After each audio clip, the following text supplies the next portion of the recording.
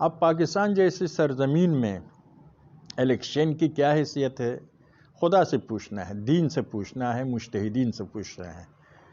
عصر خدا سے پوچھنے کے لیے قرآن، اور پیغمبر و آل پیغمبر سے پوچھنے کے لیے سنت، اور قرآن و سنت دونوں میں ماہر مجتہدین۔ اسی لیے مجتہدین کے بعد حجت ہے۔ مجتہدین نے پاکستان میں الیکشن میں حصہ لینے کو صحیح قرار دیا ہے۔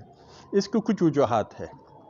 ایک کہ مجتہد کی بات حرف آخر ہے، لیکن اس کے علاوہ سمجھنے کے لیے عرض ہے کہ ہم نوکری کے لیے حکمرانوں کے پاس جاتے ہیں، عدالت میں انہی عدالتوں میں جاتے ہیں، تو ووٹ میں پہنچ کر یہ طاغوت بن جاتا ہے۔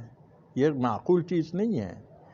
آپ تمام کاموں میں، تمام ضروریات زندگی میں حکمرانوں کی طرف رجوع کرتے ہیں، ووٹ میں آ کر یہ نہیں مانتے۔ یہ ایک بات۔ دوسری بات، اپنے حق جہاں بھی ہو لینا ہے، جہاں سے بھی لے سکے اپنا حق لینا ہے۔ اپنے حق لینے کے لیے اگر ہم ووٹ نہیں دیں گے، ہم اپنا حق نہیں لے سکتے ہیں۔ اپنا حق 100% نہ صحیح 10% بھی اگر لے سکتے ہیں تو لینا چاہیے۔ مظلوم بننا بھی جائز نہیں، ظالم بننا بھی جائز نہیں دین میں۔ اسی لیے اپنے حق لینے کا ایک بہترین ذریعہ الیکشن میں حصہ لینا ہے۔ حق لینے کے لیے آپ عدالتوں میں جاتے ہیں۔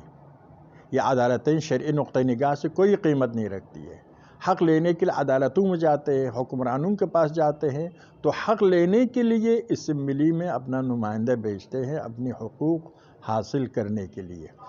ہمیں اپنا حق، اپنا مال اگر ایک چور کے ہاتھ سے ملے تب بھی لینا ہے، ظالم کے ہاتھ سے ملے تب بھی لینا ہے، پولیس کے ہاتھ سے ملے تب بھی لینا ہے۔ اسی لیے اپنے حق لینے کے لیے یہ راستہ اپنانا ہے۔ دوسرا یہ ہے کہ اسلام کی ایک اہم دلیل عقل ہے۔ عقل ایک اہم دلیل، قرآن، سنت، اجماع، عقل۔ عقل کہتی ہے کہ اگر دو نقصان کے درمیان آپ پڑ جائے تو کمتر نقصان کو اپناؤ۔ بد اور بدتر کے درمیان اگر آپ الیکشن میں حصہ نہیں لیں گے، بدتر نمائندہ آئے گا، بدتر حکومت آئے گی۔ اگر الیکشن میں حصہ لیں گے تو اس بدتر نمائندے سے بچ سکتے ہیں۔ وہ بدتر نمائندہ جو تشیع کے خلاف ہے، حق کے خلاف ہے، اہل بیت کے خلاف ہے، تو بدتر سے بچنے کے لیے اگر دوسرا نمائندہ بد بھی ہو، ہمارے معیاروں کے مطابق نہ ہو، تب بھی اس کو ووٹ دینا چاہیے۔